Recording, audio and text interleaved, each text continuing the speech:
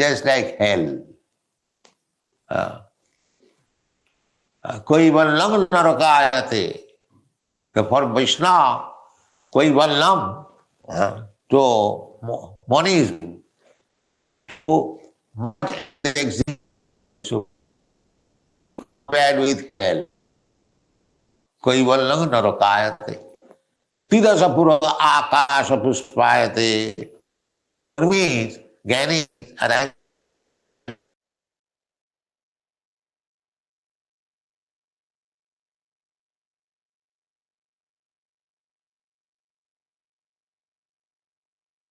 Hare Rama, Rama Rama, Hare Hare.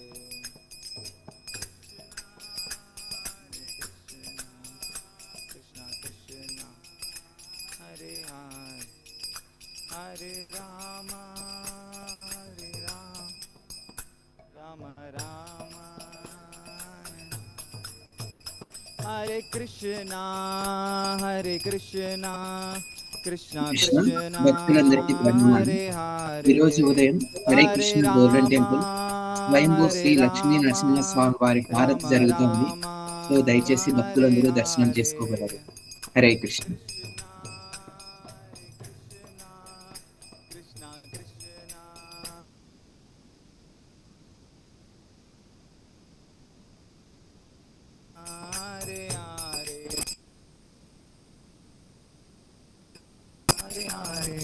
Hare Krishna, Hare Krishna, Krishna Krishna, Hare Hare. Hare Rama, Hare Rama, Rama Rama, Hare Hare.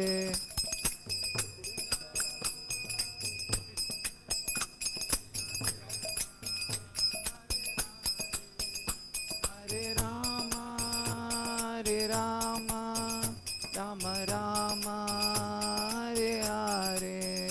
Jaya Radha Govinda Radha Govinda Radhe. Jaya Radha Govinda Radha Govinda Radhe. Jaya Lakshmi Narasimha, Jaya Lakshmi Narasimha, Lakshmi Narasimha, Jaya Ananta Dev.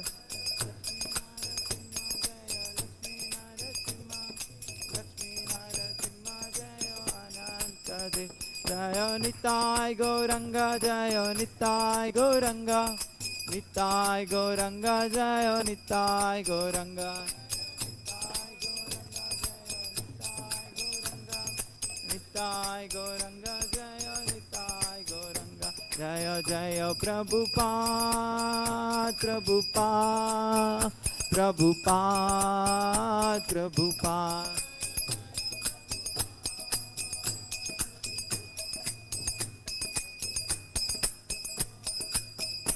Jaya Jaya Gurudev Prabhupada, Gurudev Prabhupada.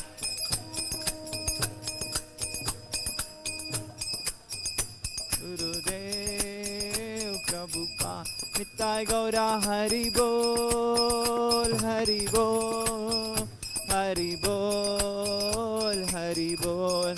Gaura Hari Bol, Hari Bol, Hari Bol, Hari.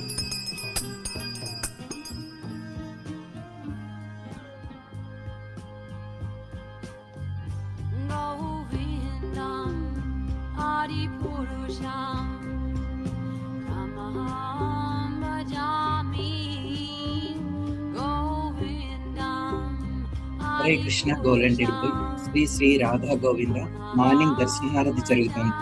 So భక్తులందరూ దర్శనం చేసుకోగలరు. Hare Krishna.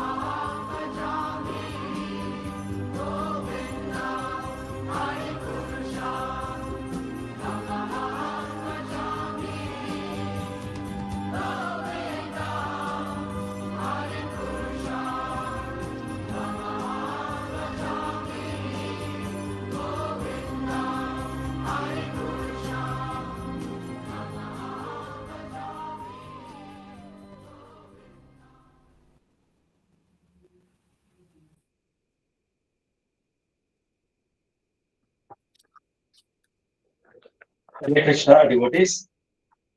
So ఈ రోజు మన ఐక్య విద్యా సత్సంగ speaker వచ్చేసి కృష్ణ ప్రేమ్ ప్రభు హరే కృష్ణ గోల్డెన్ టెంపుల్ లో వైస్ ప్రెసిడెంట్ గా సేవలు అందిస్తున్నారు.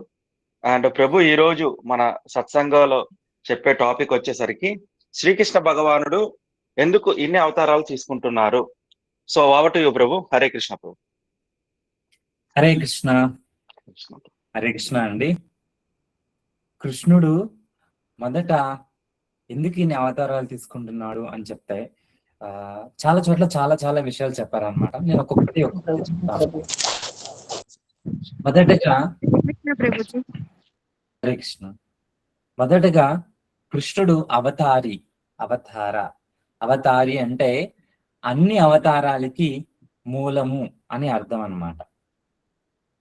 బ్రహ్మ సంహితలో చెప్పినట్టుగా ఒక దీపాన్ని తీసుకుని మనం ఇంకొక దీపాన్ని వెలిగిస్తున్నాం అనుకోండి. దీపార్చురేవ అని ఒక శ్లోకం ఉంది కదా.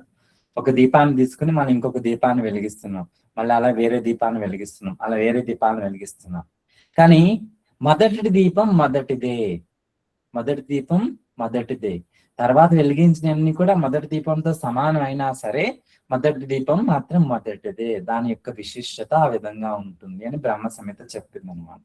బ్రహ్మ సంహిత ఆ మొదటి దీపాన్ని కృష్ణుడి కింద, వేరే ఉన్న దీపాలన్నింటినీ కూడా వేరే యొక్క విష్ణు అవతారాల కింద పోల్చిందనమాట. కాబట్టి కృష్ణుడు అవతారి, ఆయన నుంచి వేరే అవతారాలన్నీ కూడా వస్తాయన్నమాట. మీకు శ్రీమద్ భాగవతంలో చూసుకుంటే గనక ఏతే చాంశ కళాపుంషాన్ కృష్ణస్తు భగవాన్ స్వయం, ఏతే చాంశ కళాపుంషాన్ కృష్ణాస్తు భగవాన్ స్వయం ఇంద్రాది వ్యాకులం లోకం హృదయంతి.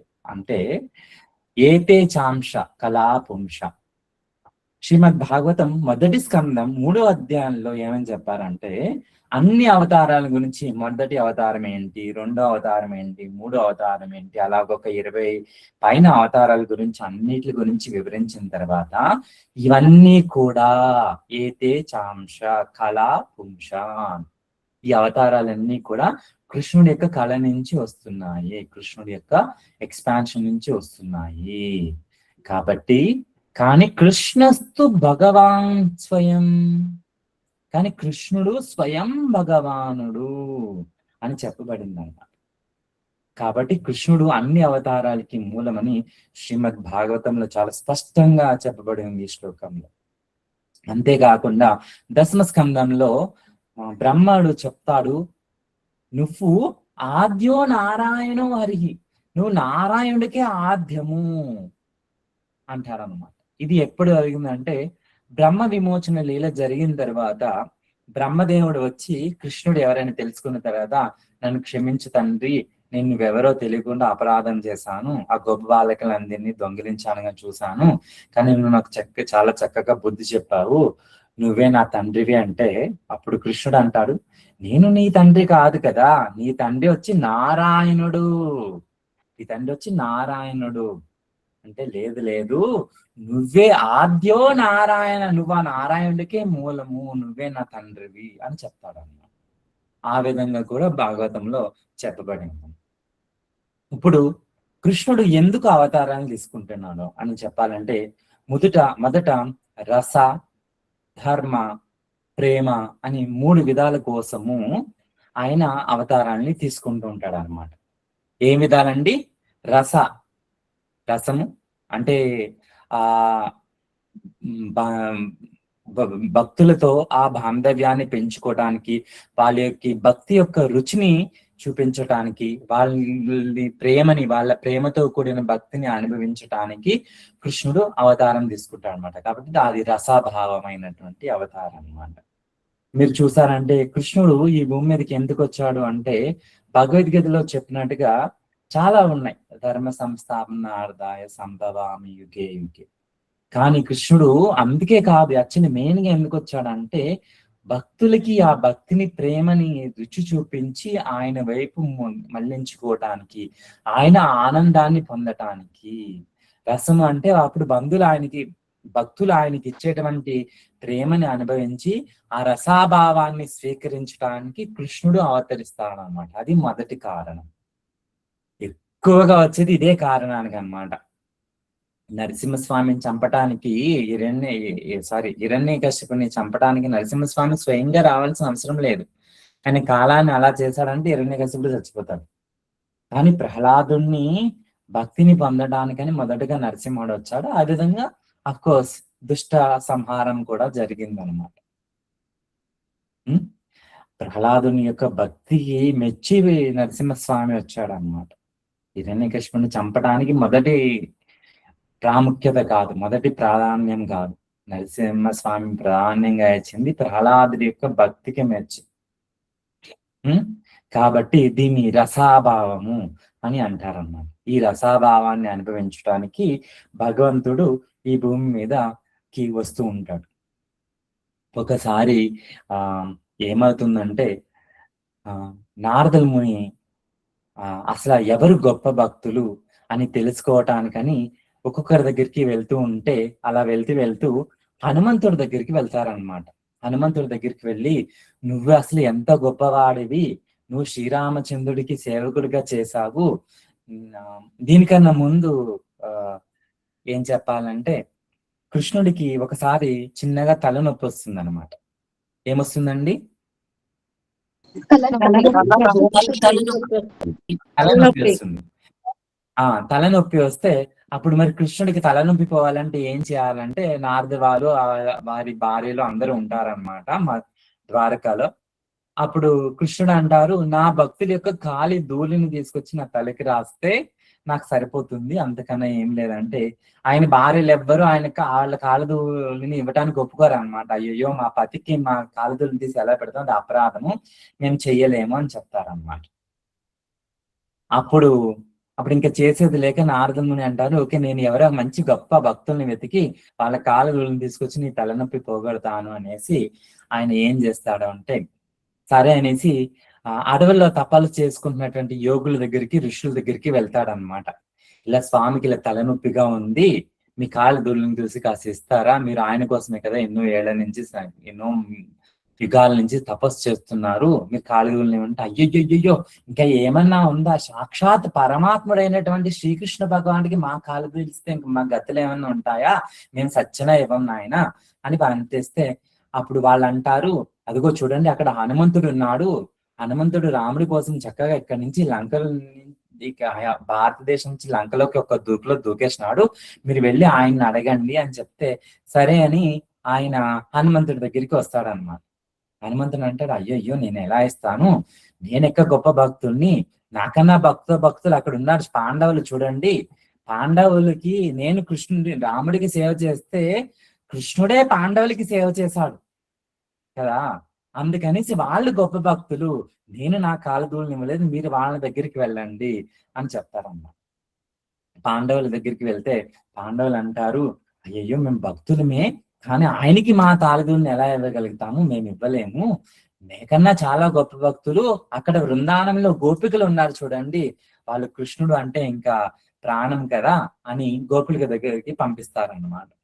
అలా గోపికల దగ్గరికి వెళ్ళిన తర్వాత నారదుడు అడిగితే అయ్యో కృష్ణుడికి తలనొప్పిగా ఉందా అనేసి వెంటనే వాళ్ళ కాళ్ళ ధూళిని తీసుకొచ్చి నారదుడికి ఇచ్చేస్తారనమాట. అప్పుడు నారదుడు ఆగుతాడు, ఏంటి ఏం చేస్తున్నారు మీరు అసలు, అలా యోగులు భయపడ్డారు, హనుమంతుడు ఇలాగా పాండవులు అందరూ భయపడ్డారు, కానీ మీరేంటి ఇలా ఇచ్చేస్తున్నారు, ఇలా చేస్తే మీకు ఎంత పాపం వస్తుందో తెలుసా, మీకు నరకానికి వెళ్ళిపోతారేమో, నరకం కన్నా ఇంకా చాలా నీచమైనది ఏమంటే అక్కడికి వెళ్ళిపోతారేమో అని చెప్తారన్నమాట. అప్పుడు వాళ్ళు అంటారు, మాకు ఎక్కడికి వెళ్ళినా పర్వాలేదు, కృష్ణుడికి తలనొప్పి వస్తే తలనొప్పి తగ్గితే చాలు, మా కాళ్ళు మేము నరకంలోకి పోనివ్వండి, ఎక్కడికైనా పోనివ్వండి, మాకు సంబంధం లేదు, కానీ కృష్ణుడికి తలనొప్పి తగ్గితే చాలు, అందుకే మేము కాలు ధూళిని ఇస్తున్నాం అనేసి గోపికలు కాలు ధూళిని ఇస్తారన్నమాట. ఈ విధంగా గోపికలు అత్యంత భక్తి భావంలో ఉన్నారని నారదుల వారికి అర్థమవుతుంది. చూడండి, ఈ రసాభావాన్ని పొందటానికే కృష్ణుడు ప్రధానంగా అవతారం తీసుకున్నాడు. కృష్ణుడు ఎంతో మంది రాక్షసుని సంహరించినా సరే ఈ రసాభావాన్ని, ఆ తృప్తిని వేరే వాళ్ళు ఎవరైనా ఇవ్వగలుగుతారా, ఆ తృప్తి కోసమే కృష్ణుడి అవతారాన్ని తీసుకున్నాడు అన్నమాట. ఓకే, మరి ఇంకొకటి ధర్మం కోసం, ఒకటి రసం అని చెప్పాను కదా, ఇంకొకటి ధర్మం కోసం అన్నమాట. ధర్మాన్ని ఎప్పుడైతే గతి తప్పుతుందో, ధర్మ సంస్థాపనార్థాయ సంభవామి యుగే యుగే, అలాగే ధర్మో రక్షతి రక్షిత, అలాగా మన శాస్త్రం పవిత్రానాయ సాధూనాం వినాశాయ చ దుష్కృతానాం ధర్మ సంస్థాపనార్థాయ సంభవామి యుగే యుగే. అలాగా ఎప్పుడైతే ఇలాంటి రాక్షసులు పెంపొందించి వాళ్ళ ఆకడాలు తీరక భక్తులకి ఎప్పుడైతే హాని జరుగుతూ ఉంటుందో, అధర్మం ఎప్పుడైతే విల్లు వెరిసి నాట్యం ఆడుతూ ఉంటుందో, అలాంటి సమయంలో ఆ అధర్మాన్ని అణిచివేసి ధర్మాన్ని రక్షించటం కోసము, మళ్ళీ ధర్మాన్ని దాని పద్ధతిలో పెట్టడం కోసము కృష్ణుడు అవతరిస్తూ ఉంటాడనమాట.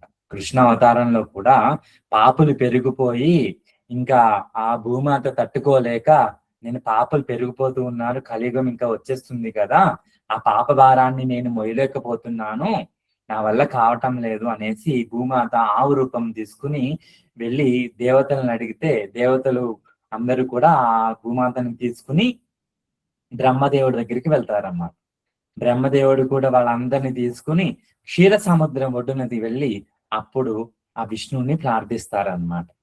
స్వామి, ఇలాగ భూదేవి చెప్తుంది, నేను నా వల్ల కావటం లేదు ఈ భూభారాన్ని మోయటానికి, పాపులందరూ పెరిగిపోయారు, కాబట్టి మీరు అవతరించి మీరే దాన్ని తగ్గించాలంటే అప్పుడు క్షీరదక సాయి విష్ణువు చెప్తారు, సరే అయితే నేను తొందరలో అవతారం తీసుకుంటాను అని చెప్పాడన్నమాట. కానీ క్షీరదక సాయి రాలేదు కదా, మరి కృష్ణుడు వచ్చారు. ఎలా అర్థం చేసుకోవాలి? ఎలా అర్థం చేసుకోవాలి? ఎలా అర్థం చేసుకోవాలంటే కృష్ణుడు మూలం కాబట్టి కృష్ణుడు వచ్చినప్పుడు అన్ని విష్ణు అవతారాలు కూడా నరసింహ, ప్రద్యుమ్న, వామన ఏమైతే అవతారాలు అన్ని విష్ణు అవతారాలు కూడా ఆయనతో పాటు వచ్చినాయి అన్నమాట. ఎప్పుడైతే కృష్ణుడు యుద్ధం చేసి వేరే వాళ్ళని సంహరిస్తున్నాడో అప్పుడు కృష్ణుల్లో ఉన్నటువంటి ఆ విష్ణుతత్వం ప్రముఖంగా ప్రాధాన్యంగా ఉంటుందన్నమాట. ఎప్పుడైతే గోపికలతో వారు రసాభావం చేస్తున్నారో అప్పుడు కృష్ణుడి తత్వం ప్రామాణ్యంగా ఉంటుందన్నమాట. కాబట్టి ఇలాగా ధర్మ సంస్థాపన చేయటానికి కూడా కృష్ణుడు అనేక అవతారాలని తీసుకుంటూ ఉంటాడనమాట. యాక్చువల్లీ భాగవతంలో చెప్పారు, సర్వాద్భుత చమత్కార లీల కల్లోల వారిది. ఏం చెప్పారండి? సర్వ అద్భుత చమత్కార లీల. లీల అంటే ఆయన ఒకటి లీలలు, ఆయన ఒకటి పాస్ టైమ్స్, ఆయన లీలలు సర్వాద్భుత చమత్కార లీల కల్లోల వారిది. అల కల్లోల అంటే అలలు అనేసి అర్థం అన్నమాట. మనం సముద్రం దగ్గరికి వెళ్ళి నుంచున్నాం అనుకోండి, ఆ భూమికి చంద్రుడికి ఉన్నటువంటి ఆకర్షణ శక్తి వల్ల సముద్రంలో అలలు వస్తాయని శాస్త్రవేత్తలు చెప్తూ ఉంటారన్నమాట. అలాగే అలలు ఒకటి వచ్చేసి ఆగిపోయి ఇంకో సంవత్సరం తర్వాత ఇంకొకటి రాదు. ప్రతి క్షణానికి కూడా కొన్ని వందల అలలు వస్తూ ఉంటాయన్నమాట. ప్రతి క్షణానికి కూడా ప్రతి నిమిషానికి చూస్తే ఎన్ని అలలు వేస్తారు లెక్క పెట్టకంటే మనం లెక్క పెట్టలేం. వస్తూనే ఉంటాయి, చిన్నదవనివ్వండి పెద్దదవనివ్వండి వస్తూనే ఉంటాయి. పౌర్ణమికి ఆ అలల తాకిడి ఎక్కువగా ఉంటుంది, అమావాస్యకి కాస్త తక్కువగా ఉంటుంది అన్నమాట. మీరు ఎవరైనా సముద్రం దగ్గరికి వెళ్ళి చూసుంటే కనుక ఈ విధంగా జరుగుతూ ఉంటుంది. అలా అలలు ఎలాగైతే ఆగకుండా వస్తూనే వస్తూనే వస్తూనే ఉన్నాయో కృష్ణుడి అవతారాలు కూడా అలాగా వస్తూనే వస్తూనే వస్తూనే ఉంటాయన్నమాట. వేరే కాలాలలో అయితే కృష్ణుడి అవతారం ఎత్తడానికి కొంత సమయం వెయిట్ చేయాల్సి ఉండేది. ఆయనకి తక్కువే కానీ మనకి ఎక్కువ కదా. అవతారాలు వస్తూ ఉంటాయి కానీ ఇదే ప్రపంచంలో కాదనమాట, ఈ విశ్వంలో కాకుండా వేరే విశ్వంలో, ఆ పై విశ్వంలో, ఇంకొక విశ్వంలో, అలా ఏదో ఒక చోట ఏదో ఒక అవతారం కృష్ణుడే ఎత్తుతూ ఉంటాడనమాట. మళ్ళీ ఇంకా నరసింహస్వామి, రాముడు, పరశురాముడు, అలా ఎన్నో అన్ని వామనుడు, అన్ని అవతారాలు ఏదో ఒక యుగంలో ఏదో ఒక చోట ఖచ్చితంగా ఉంటూ ఉంటారన్నమాట. అందుకే కృష్ణుడి అవతారం గురించి ఆచార్యులు ఏమన్నారంటే, శ్రీల ప్రభుపాదుల వారు కూడా, సూర్యుడు ప్రతి టైంకి ఏదో ఒక చోట ఉదయిస్తూనే ఉంటాడన్న. అంతెందుకు మన ఇండియాలోనే చూసుకున్నాం. ఇప్పుడు కలకత్తా, హౌరా ప్రాంతంలో తీసుకున్నాం అనుకోండి, అక్కడ 5:30కి ఉదయిస్తే మన హైదరాబాద్ వచ్చేటప్పటికి 5:40 అవుతుంది అనమాట. 5:40కి మన హైదరాబాద్ లో ఉదయిస్తారు. అదే మరి మనము గుజరాత్ లో తీసుకున్నాం అనుకోండి, వాళ్ళకి ఉదయించేటప్పటికి ఇంకొక 6:10, 6:15 అవుతుంది. మన ఇండియాలోనే ఉదయించడానికి ఎన్నిసార్లు ఉన్నాయి కృష్ణుడు చూసుకోండి, ఒకసారి సూర్యుడు. అలాగే వేరే దేశాల్లో అలాగా ప్రతి నిమిషానికి కూడా సూర్యుడు ఏదో ఒక చోట ఉదయిస్తూనే ఉంటాడనమాట. ఏదో ఒక చోట ఉదయిస్తూనే ఉంటాడు ప్రతి ఒక్క నిమిషానికి కూడా. ఇండియాలోనే చెప్పాను కదా, మనము ఇండియాలో తూర్పు భాగాన వంటిది హౌరా కాకుండా ఇంకా ఏముంది, అస్సాంలో అయితే ఇంకా ముందే 4ంటికి ఉదయం చేస్తాడనమాట. అప్పుడప్పుడు 4:30కే ఉదయం చేస్తాడనమాట. మరి ఇక్కడ తీసుకుంటే అప్పుడప్పుడు శీతాకాలంలో మనకి కొన్నిసార్లు లేట్ అవుతుంది కదా సూర్యోదయం. అలాంటప్పుడు మనం గుజరాత్ లో తీసుకుంటే వాళ్ళకి 7 వరకు సూర్యుడు ఉదయించాడు. అలా ప్రతి మనం 5 కాడి నుంచి 7 వరకు సూర్యుడు ఉదయిస్తానే ఉంటాడు ఏదో ఒక ప్రదేశంలో, ఇండియాలోనే కదా. అలా ప్రపంచం మొత్తం తీసుకుంటే ఏదో ఒక నిమిషానికి ప్రతి చోట ఉదయిస్తానే ఉన్నాడు. అలాగే ఇంకొక చోట అస్తమిస్తూ ఉన్నాడు అనమాట ప్రతి నిమిషానికి కూడా. అదే విధంగా కృష్ణుడు కూడా ప్రతి ఒక్క విషయంలో బ్రహ్మలో బ్రహ్మ ప్రతి ఒక్క రోజులో ఒక్కసారి మాత్రమే అష్టద్వింశతి కలియుగంలో వస్తాడనమాట. సారీ, అష్టద్వింశతి ద్వాపర యుగంలో వస్తాడనమాట. కాబట్టి ఆ విధంగా కృష్ణుడు కూడా ప్రతి ఒక్క విషయంలో ఏదో ఒక విషయంలో అవతరిస్తూనే ఉంటాడు అనమాట. మళ్ళీ అలాగే కూడా ఆయన అవతారాన్ని ఇంకొకసారి చాలిస్తూనే ఉంటాడు. ఆయన అవతారాలు, నరసింహస్వామి అవన్నీ కూడా ఏదో ఒక చోట ఈ విశ్వంలో కాదు వేరే విశ్వాల్లో ఇంకెప్పుడు జరుగుతూనే ఉంటాయన్నమాట. ఇలా జరిగేటువంటి లీలల్ని నిత్య లీలలు అని అంటారన్నమాట. చూడండి, దామోదర లీల కూడా ఏదో ఒక విషయంలో ఇప్పుడు జరుగుతూనే ఉంటుంది. అలా గోవర్ధన లీల కూడా జరుగుతూనే ఉంటుంది. చూడండి ఎంత చక్కగా ఉందో. మరి ఇలాంటిది అప్పుడు సర్వ అద్భుత. అద్భుత అంటే అబ్బా అని మనం ఆశ్చర్యపోతాం కదా. ఏదైనా మంచిది ఏదైనా చూసామనుకోండి, వామ్మో వామ్మో అనుకుంటాం కదా. అలా సర్వ అద్భుత, అలాంటి అద్భుతమైనటువంటి ఆశ్చర్యాన్ని మనకి చేకూర్చడానికి సర్వ అద్భుత చమత్కార. చమత్కార అంటే అసలు ఏమని చెప్పాలి, అబ్బబ్బబ్బా ఎంత బాగుందో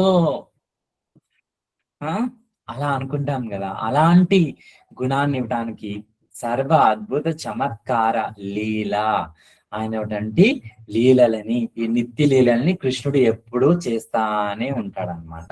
లీల కల్లోల అంటే అలలు సముద్రంలో ఏవైతే ఉన్నాయో అదే విధంగా ఈ కృష్ణుడి లీలలు గాని, నరసింహస్వామి లీలలు గాని అలా ఎప్పుడు వస్తూనే ఉంటాయన్నమాట ఏదో ఒక విశ్వంలో. వారధి అంటే అడ్డుకట్ట. మనం నదికైతే అడ్డుకట్ట కట్టగలం కానీ సముద్రానికి ఎక్కడ కట్టగలుగుతాం కదా.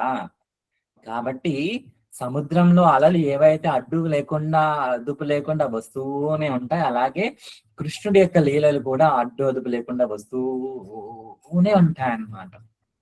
ఆ చమత్కారాన్ని మనకి అందించడానికి, ఆ ధర్మాన్ని సంస్థాపన చేయటానికి అనేసి ఇంకొక నియమం అన్నమాట. ఒకటి రసాభావాన్ని పొందటానికి, ఇంకొకటి ధర్మాన్ని ప్రతిష్ఠించటానికి వస్తూ ఉంటాయి అన్నమాట. ఇంకొకటి మూడోది చూసుకుంటే ప్రేమ. ఆయన భక్తుల నుంచి ప్రేమని పొందటానికి, నేను ముందుగా నారదముల వారి ఉదాహరణ చెప్పాను కదా. నారదముల వారి యాక్చువల్ చాలా మంది భక్తుల దగ్గరికి వెళ్తారు, కానీ నేను కొంతమంది భక్తులనే తీసుకున్నాను అన్నమాట. ఆ ప్రేమని పొందటానికి, ఆ మాధుర్య రసాన్ని పొందటానికి, ఆ వాత్సల్య రస ప్రేమని పొందటానికి కృష్ణుడు అవతారాన్ని తీసుకుంటూ ఉంటాడనమాట. కృష్ణుడు గోలోక వృందంలో ఉన్నప్పుడు ఆయన దేవాది దేవుడు కదా. మరి ఆయనకి తల్లి కింద ఎవరుంటాడు? తల్లిదండ్రి వాత్సల్యాన్ని పొందాలంటే, కాబట్టి ఆయన ఈ కిందికి వచ్చి ఆ వాత్సల్య రసాన్ని అన్ని పొందుతాడనమాట. ఆ దేవకి అవనివ్వండి, యశోదాదేవి అవనివ్వండి, రోహిణి అవనివ్వండి, వీళ్ళందరికీ కూడా కృష్ణుడి మీద వాత్సల్య రసం ఎంతో గాఢంగా ఉందన్నమాట. మీరు శ్రీమద్ భాగవతం మొదటి స్కందంలో 11, 12, 13 అధ్యాయాలు చూస్తూ ఉంటే గనక కృష్ణుడు మళ్ళీ ద్వారకాకి వచ్చాడు అని ఉంటుంది కదా ఒక అధ్యాయంలో. ఆ అధ్యాయంలో కృష్ణుడు ద్వారకకి వచ్చి వాళ్ళ తల్లిదండ్రులను చూసి అందరికీ నమస్కరిస్తున్నప్పుడు వసుదేవుడికి ఉన్నటువంటి అందరు భార్యలకి కూడా వాళ్ళ ఎదలోని పాలు పొంగినాయి అంట. వాళ్ళ ఎదలో పాలు పొంగి వాళ్ళ పాలు కిందగా కారిని అనేసి భాగవతంలో చెప్పబడి ఉందన్నమాట. తల్లులకి ఏ విధంగా అయితే చిన్న పిల్లవాడిని చూసినప్పుడు ప్రేమ పొంగి ఆ పాలు కారుతూ ఉంటాయో, అదే విధంగా కృష్ణుడికి దగ్గర 120 సంవత్సరాలు ఉన్నాయన్నమాట. ఎన్ని సంవత్సరాలు? 120 సంవత్సరాలు. ఆ పిల్లవాడిని చూసి, ఆ కృష్ణుని చూసి ఆ 18 మంది తల్లుల హృదయాల్లో పాలు పొంగిపోయింది అన్నమాట. కృష్ణుడు వయసు ఎంత ఆ సమయంలో? 120 సంవత్సరాలు. 120 ప్రభు. 120 సంవత్సరాలు ఉన్నటువంటి కొడుకును చూసి ఏ తల్లికైనా అలా అనిపిస్తుందా? సంవత్సరం మనం 10 ఏళ్ళు వచ్చిన పిల్లవాడిని చూస్తే ఆ భావం ఉన్నది. కానీ కృష్ణుడికి మీద అందరి తల్లులకి, రోహిణి మాతకి, దేవకి మాతకి కాకుండా మిగిలిన వారందరికీ కూడా, కృష్ణుడికి సౌత్ తల్లులు అయినా సరే వసుదేవుడు భార్య అందరికీ మొదట కృష్ణుడు అంటేనే ఇష్టం అనమాట. ఆ తర్వాతే వాళ్ళ పిల్లలు. ఆ ప్రేమ భావాన్ని పొందటానికి. అలాగే గోలోక మన బృందావనంలో, ఈ గోకుల బృందావనంలో కృష్ణుడు అవతారాన్ని ఎత్తినప్పుడు ఆ తల్లులందరికీ కూడా మొదట కృష్ణుడు అంటేనే ఇష్టం అన్నమాట. ఆ తరువాతే వాళ్ళ కొడుకులు. మీరు చూసారు కదా లిటిల్ కృష్ణలో కూడా, కృష్ణ నేను నీకు సందేశ్ చేశాను, ఈ రసగుల్లా చేశాను, మొత్తం నీకోసమే అని వాళ్ళు ఇస్తూ ఉంటారు. వాళ్ళ పిల్లలందరూ అమ్మో ఏంది మా తల్లులందరూ కృష్ణుడికి పెడుతున్నారు, మమ్మల్ని ఎవరిని పట్టించుకోవటం లేదు అనేసి. మొదట ఆ తల్లులందరికీ కూడా కృష్ణుడు అంటేనే ఇష్టం అన్నమాట, తర్వాతే వాళ్ళ పిల్లలు. మరి అందరికి ఆ ప్రేమని పంపించడానికి, ప్రేమని ఇవ్వటానికి కృష్ణుడు అందరి కింద అవతారం ఎత్తడానికి బ్రహ్మ వీరమోహన లీలని నాటకం ఆడాడనమాట. అప్పుడు కృష్ణుడు ఏం చేశాడు, అందరి గోపాలల కింద, అందరి చిన్న చిన్న ఆవు దూడ లేగ దూడల కింద అవతారాలు ఎత్తేసి, అప్పుడు ఆ ఆవులకి గాని వాళ్ళకి గాని ఆ ప్రేమని అందించి ఆయన కూడా ప్రేమని తీసుకున్నాడు అనమాట. ఆ 1 సంవత్సర కాలం పాటు.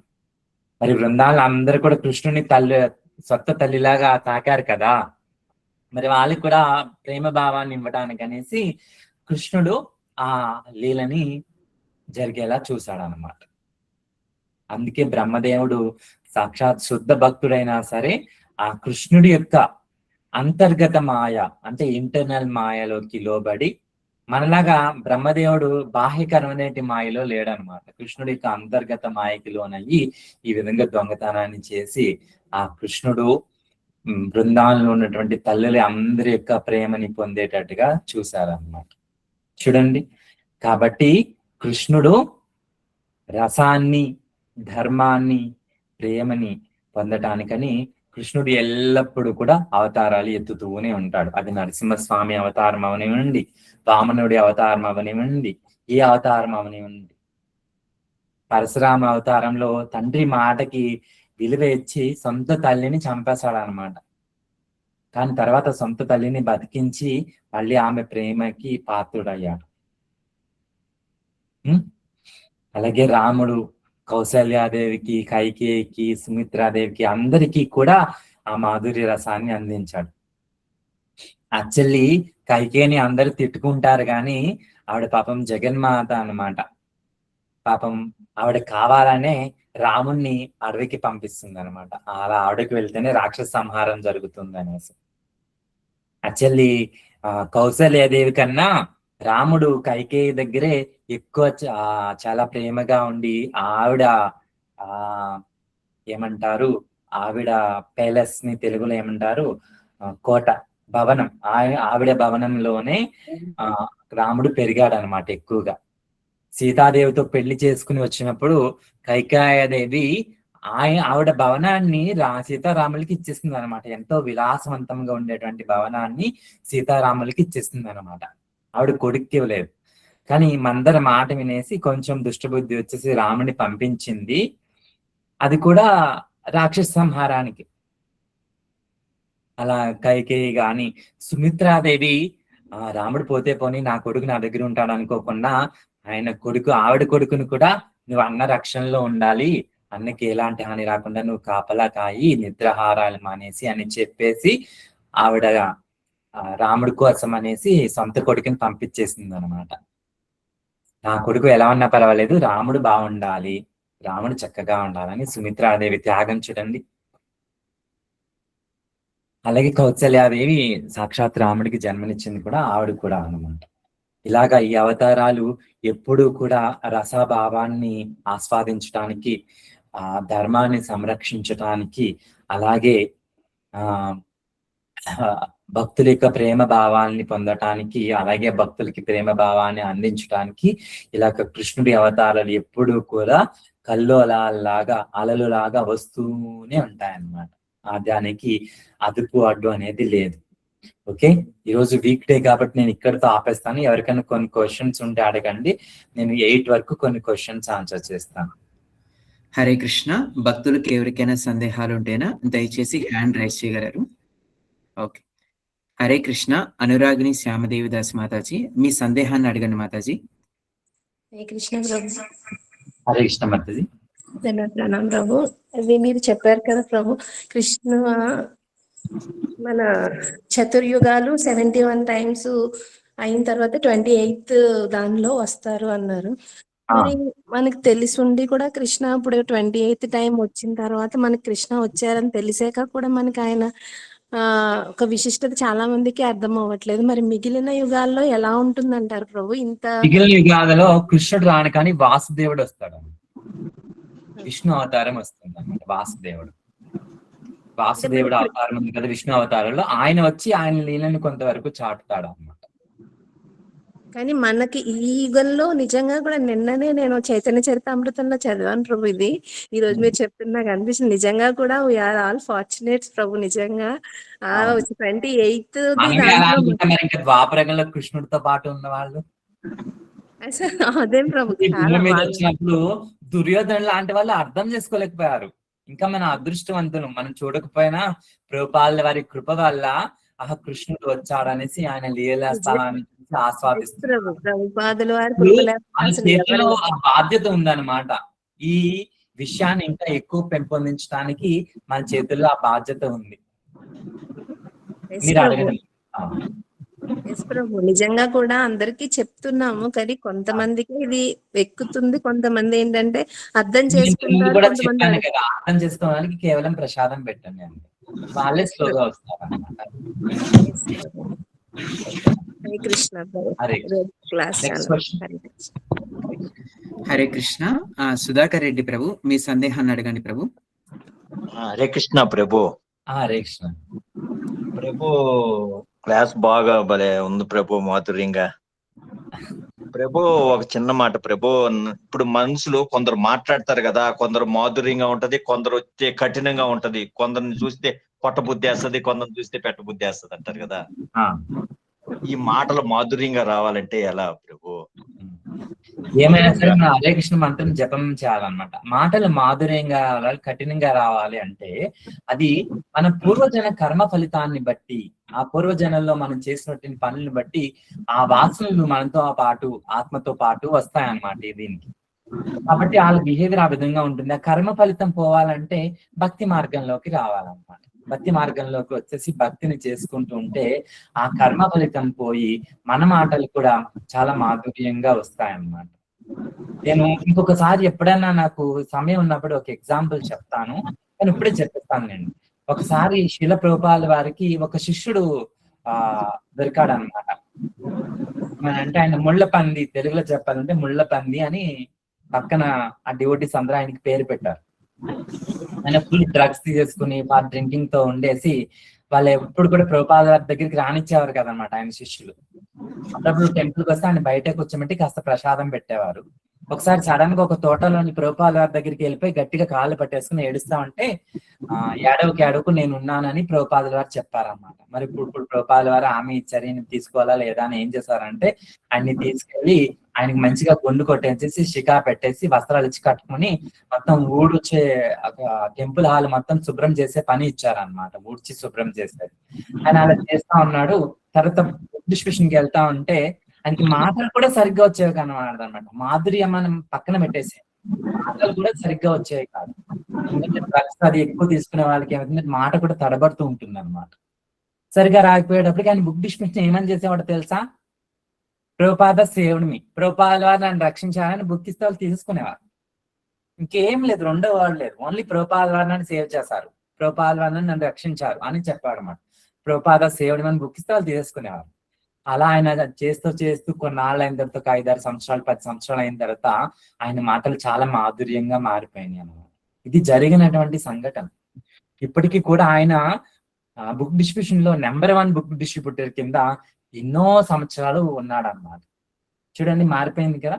అదేవిధంగా మనం భక్తి మార్గంలోకి వచ్చి చక్కగా భక్తి చేసుకుంటా ఉంటే అహంకారం లేకుండా హృదయంలో మన మాటలు అన్ని కూడా చక్కగా మాధుర్యంగా మారిపోతూ ఉంటాయి అన్నమాట. ఓకేనా అండి? Next question. హరే కృష్ణ ప్రభు. హరే కృష్ణ. మల్లికార్జున్ రెడ్డి ప్రభు, మీ సందేహాన్ని అడగండి ప్రభు. హరే కృష్ణ ప్రభు. ఈ రోజు టాపిక్ కాకుండా నేను జనరల్ నిన్న బుక్ రీడింగ్ చేసినప్పుడు కొన్ని డౌట్స్ వచ్చాయి ప్రభు. ఇది ఈ కృష్ణుడు అవతారం తీసుకున్నప్పుడు అందరిలాగా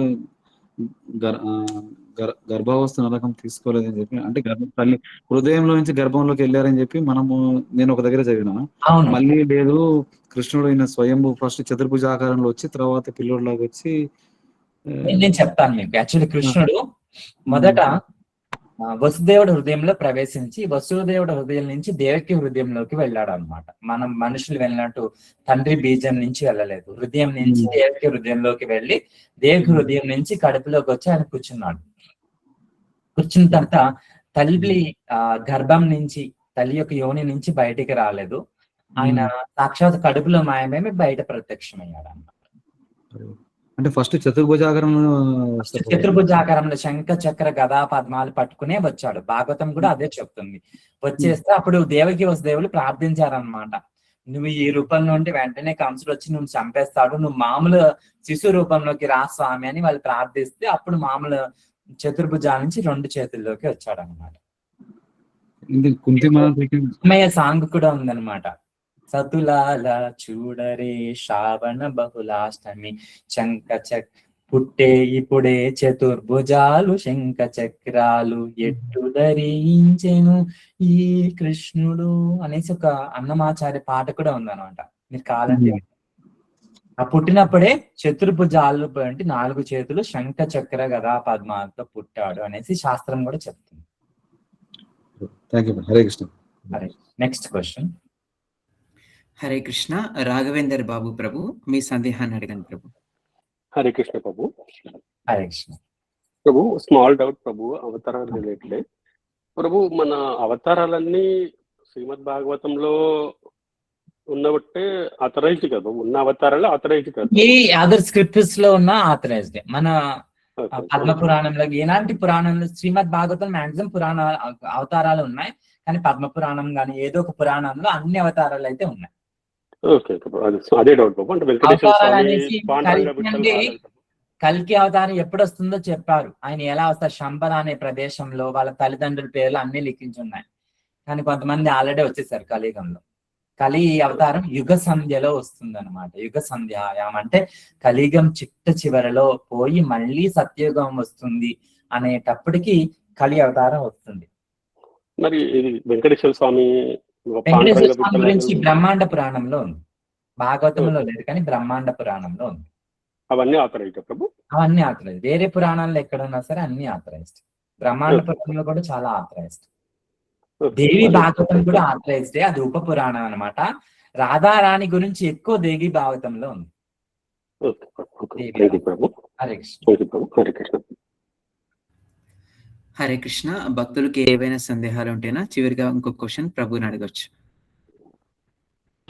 హరే కృష్ణ ప్రభు. దండవత్ ప్రణాం ప్రభు. హరే కృష్ణ మాతాజీ. ప్రభు, ఈ క్లాస్ కి సంబంధించింది కాదు, మనం హరినామం పలకడానికి వచ్చాము అంటేనే సగం పాపాలు నశిస్తేనే అన్ని పాపాలు మనం అక్కడ దాకా వచ్చాము అని అంటారు కదా ప్రభు. మరి మళ్ళీ నామం పలికినప్పుడు మనం జపం చేయగా మనలో ఉన్న కల్మషాలన్నీ బయటకు వస్తూ ఉంటాయి అంటారు కదా ప్రభు. మరి ఆల్రెడీ అవి నశించిపోయాయి అంటారు, మళ్ళీ కల్మషాలు బయటికి రావడం అంటే ఎలా తీసుకోవాలి ప్రభు? చాలా మంచి ప్రశ్న. ప్రభుపాదులను కూడా ఇలాగే ఒక శిష్యుడు అడిగారు అనమాట. మేము భక్తులకు వచ్చామంటే మేము కూడా చాలా పుణ్యం చేసుకున్నాం, పుణ్యకర్మలు అవన్నీ ఉన్నాయా అని ఆయన ప్రశ్న అడిగితే, మీకు అవన్నీ లేవు నాయన, నేను నీకు కావాల్సినంత కర్మ ఇచ్చి నా దగ్గరికి తీసుకున్నాను అని చెప్పారనమాట. నీకు ఎంత పుణ్యకర్మ కావాలో కర్మ నేను నీకు ఇచ్చి నీ హృదయంలో భక్తిని వెలిగించాను అని చెప్పారన్నమాట. మనకి అంత పుణ్యం ఉందో లేదో తెలియదు. అఫ్ కోర్స్ మనం ఎంతో పుణ్యం చేసుకుంటేనే కానీ కృష్ణ చైతన్య మార్గంలోకి రాలేము. మీరు చెప్పినట్టుగా శాస్త్రం ఏం చెప్తుందంటే కుంజర శౌచవం. కుంజర అంటే ఏనుగు, శౌచవం అంటే స్నానం అన్నమాట. ఏనుగు చక్కగా నీళ్లలోకి వెళ్ళి గంటల కొద్దీ స్నానం చేస్తుంది అనమాట. దాని తొండంతో మంచిగా నీళ్ళు తీసుకుని ఒంటి మీద పోసుకుంటుంది. అలా గంట తర్వాత స్నానం చేసిన తర్వాత బయటకు వచ్చి ఆ ఒడ్డు మీద ఉన్న దుమ్ము తీసుకుని మళ్ళీ ఒంటి మీద పోసుకుంటుంది. ఏమైనా ప్రయోజనం ఉందా ఇలాంటి స్నానంతో? లేదు ప్రభుజీ. గంట సేపు స్నానం చేసి మళ్ళీ ఒడ్డుకు వచ్చి దుమ్ము తీసి మీద పోసుకోవడండి చిత్రంగా. దానికి శాస్త్రం ఏం చెప్పంటే కుంజర శౌచవం అంటే ఏనుగు స్నానం ఎలా అయితే చేస్తుందో అలాగే మనం కూడా మన కర్మలన్నీ పోతూ ఉంటే మనం కొత్త కర్మలను తెచ్చుకుంటా ఉన్నాం అన్నమాట. వేరే మనకి కోపటం ఇంకోటి ఏదో చేస్తూ ఉంటాం కదా, అలా కొత్త కర్మలను తెచ్చుకుంటూ ఉంటాం. కానీ మనం తెలిసి ఏమి చేయకూడదు అనమాట. 7వ అపరాధము 8వ అపరాధం ఏంటి? To commit simple activities on the strength of the holy name. తెలుగులో నేను చదవలేక గుర్తు రావట్లేదు. ఈ హరినామ యొక్క శక్తిని ఉపయోగించుకుని మన పాప బీజాలు పాప కర్మల్ని చేయుట, అది కూడా ఒక అపరాధమే. నేను హరే కృష్ణ మహాంతరం చేస్తున్నాను, నేను ఇంకెలాంటి భావం చేసినా నాకు పర్వాలేదు అని అనుకోకూడదు అనమాట. అలా కొత్త పాపాలు మనకు తెలుసో తెలియకో చేస్తూ ఉంటాం. కానీ కొంచెం అన్ని పోతూ ఉంటాయి. మనం ఒక 70% 80% కష్టపడి మన పాపాలను తొలగించుకోగలిగితే మిగిలిన బాధ్యత శీల ప్రభుపాదుల వారు తీసుకుంటారు అన్నమాట. శీల ప్రభుపాదుల వారు చెప్పారు, నా శిష్యులందరికీ కూడా కేవలం 3 జన్మలే, 3 జన్మల్లో నా దగ్గరికి ఎలా అయినా తెచ్చేసుకుంటానని హామీ ఇచ్చారు. అని ఈ జన్మకే ట్రై చేద్దాం, అవ్వకపోతే ఇంకో 2 జన్మలు ఎత్తాల్సి ఉంటుంది. ప్రభు దీనికి సంబంధించే మరి గురువు అందరికి ఎందుకు అలా ఇవ్వలేదు ప్రభు? అర్థం కాలేదండి. ప్రభు మరి గురువు అందరికి ఎందుకు అలా పుణ్యం ఇవ్వలేదు, కొందరికి ఎందుకు ఇచ్చారు? అందరికి ఇచ్చారు, అందరూ తీసుకోవాలి కదా. ఇప్పుడు వర్షం కురుస్తుంది అనుకోండి, మీ ఇంటి మీదే కురుస్తుందా, పక్కింటి మీద కురుస్తుందా?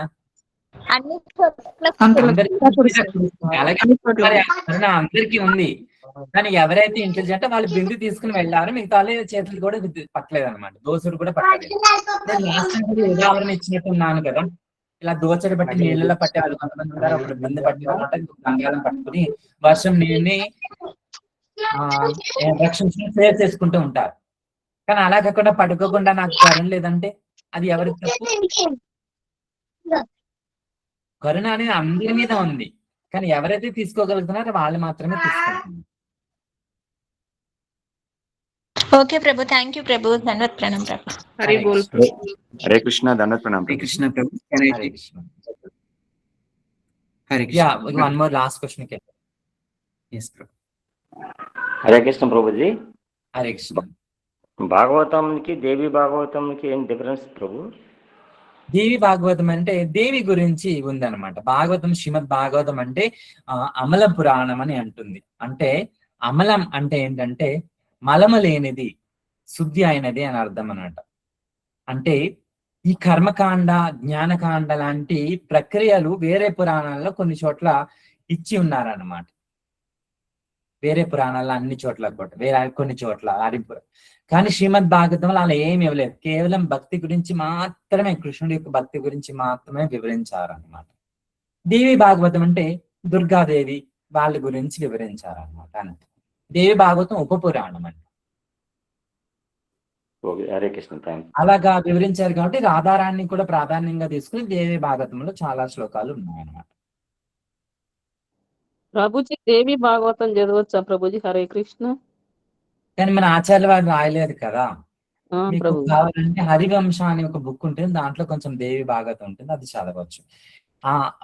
పురాణాలు ఏమైనా సరే మనము గురు పరంపరంగా వచ్చినటువంటి జ్ఞానాన్ని చదవాలన్నమాట. లేదంటే వాళ్ళు ఇప్పుడు ఏం చేస్తున్నారంటే అందరూ వాళ్ళకి ఇష్టం వచ్చినట్టు మార్చేసి రాసేస్తున్నారు అన్నమాట పురాణాలు. అలా చదివితే మనం కన్ఫ్యూజ్ అవుతూ ఉంటాం. కాబట్టి చదవకుండా ఉండటమే మంచిది అన్నమాట. హరే కృష్ణ ప్రభు. మహాభారతం లా కావాలంటే చదవండి, నో ప్రాబ్లం. మహాభారతం వేరే వాళ్ళు రాసిన గోరఖ్పూర్ ఏదో ఉంటుంది కదా, ఎడిషనల్ అంటే చదవచ్చు మహాభారతం కావాలంటే. లేదంటే ఇంగ్లీష్ లో కావాలంటే మన భక్తులు రాసింది కూడా ఉందన్నమాట. Hare Krishna. Okay Prabhu. Hare Krishna. Hare Krishna Prabhu. Thank you for your wonderful enlightenment Prabhu. Hare Krishna. So can we close the session Prabhu? Yes, please. Hare Krishna. జై శ్రీ కృష్ణ. హరే కృష్ణ. ధన్యవాదాలు ప్రభు.